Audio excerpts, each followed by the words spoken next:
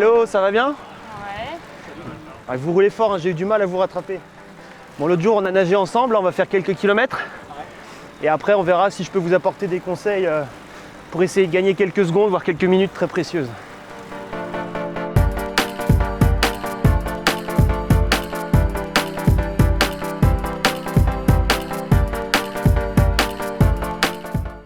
Bon, ça y est, on a roulé un peu.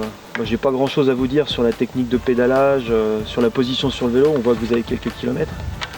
Par contre, je trouve que vous roulez un peu fort quand même à l'entraînement.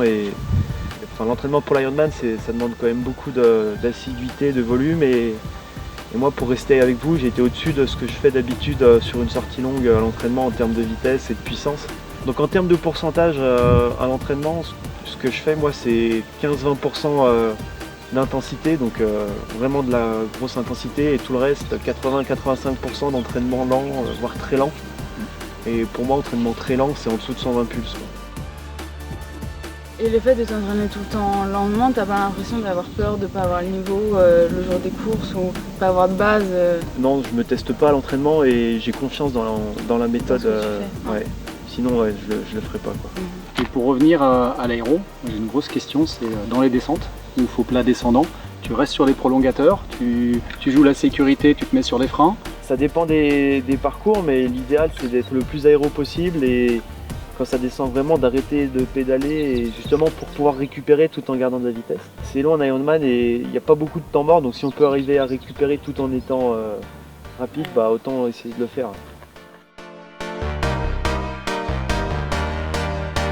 Je vous propose d'aller tester votre différence de vitesse sur un petit parcours en étant en position aéro, en étant debout sur les freins, en position facteur. Allez, go!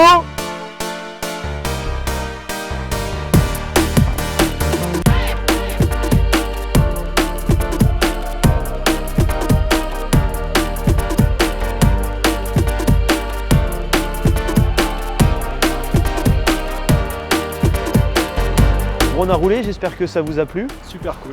Que vous avez passé un bon moment, que j'ai pu vous apporter quelque chose. Moi j'ai un truc qui me stresse un petit peu, Ouais. c'est la transition. Ok. J'ai vu plein de trucs. Comme quoi par exemple? s'il faut laisser les chaussures sur le vélo, les enlever dans le parc. Voilà, exactement. Ouais. Et au final, j'ai pas de structure, D'accord. je suis un peu perdu. Ok. Alors moi ce que je fais, c'est j'essaye d'avoir le moins de choses possibles à faire pendant mes transitions. Enfin, on passe le moins de temps à T2. Et concernant les chaussures, moi je déclipse mes chaussures sur le vélo et je les laisse sur le vélo. Donc en gros, quand je saute du vélo, je n'ai plus mes chaussures. Elles sont toujours sur le vélo. Bon courage pour la prépa pour l'Ironman et je suivrai votre course derrière mon écran. On pensera à toi quand on sera sur les prolongateurs. Si tu penses à moi, c'est que t'es pas dans la course. Ah bon, bah écoute. Donc on reste concentré, quoi. Allez, à bientôt. Merci.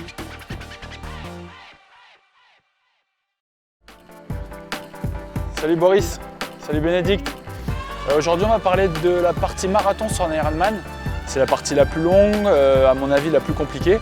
Donc c'est pas mal si je peux vous donner quelques petits conseils.